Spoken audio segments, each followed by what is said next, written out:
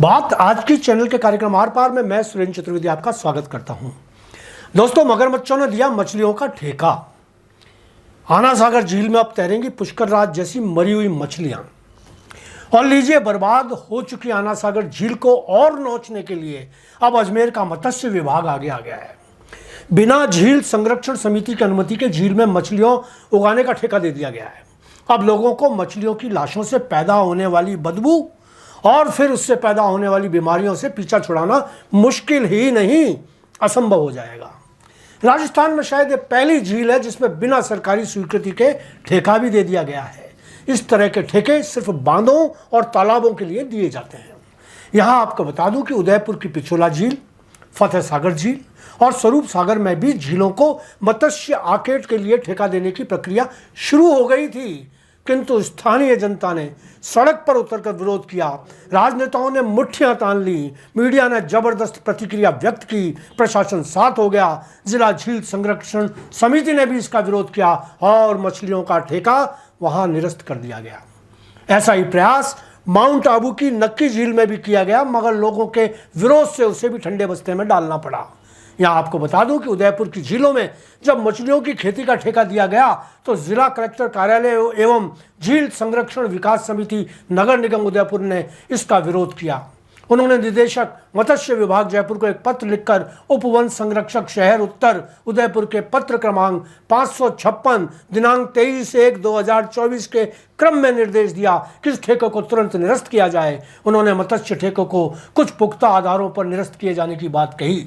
यह कानूनी प्रावधान है कि किसी भी जिले की किसी भी झील में कोई भी कार्य किए जाने से पूर्व जिला संरक्षण एवं विकास समिति से अनुमोदन कराया जाना आवश्यक होता है। राजस्थान झील विकास प्राधिकरण अधिनियम 1915 में वर्णित प्रावधानों के तहत अधिसूचित जिलों के रख रखाव व संरक्षण के लिए निर्णय लेने के सभी अधिकार झील संरक्षण एवं विकास समिति में निहित हैं।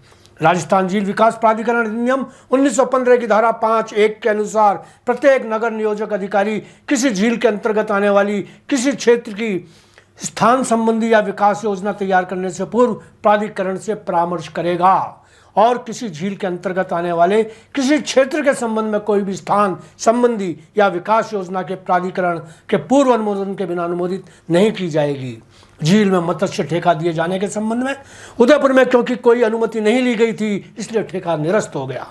उदयपुर में क्योंकि जनता जीवंत और मुखर है, राजनेता प्रभावशाली हैं, जिला प्रशासन जागरूक है और मीडिया आक्रामक है, इसलिए झीलें बची हुई हैं।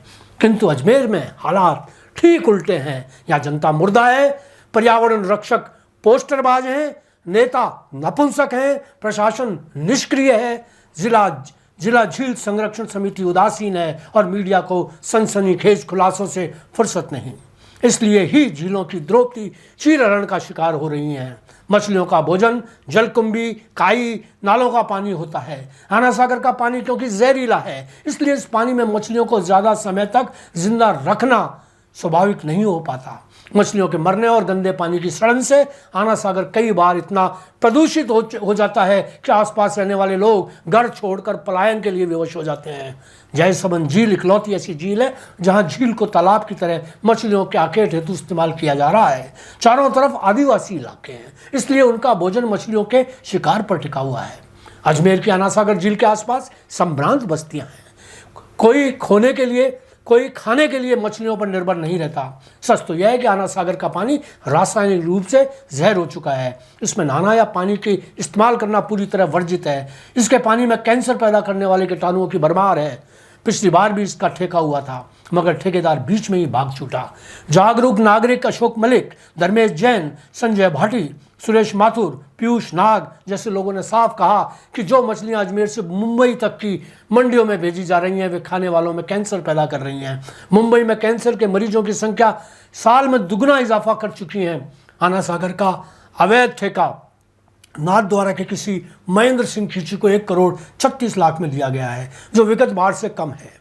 मत्स्य विभाग ने सरकारी रेट 1,35,00,000 रखी थी और मगरमच्छों की बंदरबांट में मछलियों का ठेका सरकारी रेट से मात्र 1,00,000 रुपये ज़्यादा में तय कर लिया गया। अब फाइल अप्रूवल के लिए गई हुई है। अजमेर नगर निगम के सेक्रेटरी भी झील संरक्षण समिति के सदस्य होते हैं। उनका कहना है कि उनसे ठेके की अनुमति का प्रस्ताव नहीं आया। जाहिर है कि बिना समिति के अनुमोदन का ठेका दिया गया। उदयपुर में ऐसा हुआ तो पब्लिक सड़कों पर उतर आई। पब्लिक सड़कों पर उतरी तो राजनेताओं ने ठेका हिला दिया। मगर अजमेर में देख लेना, ठेका हो जाएगा और हम अपने स्मार्ट सिटी पर गर्व करते रहेंगे। क्या जनता, राजनेता, पर्यावरण प्रेमी, प्रशासन है कोई ऐसा जो आवाज़ बुलंद कर सके? नहीं या हाँ? आज इतना ही। धन्यवाद।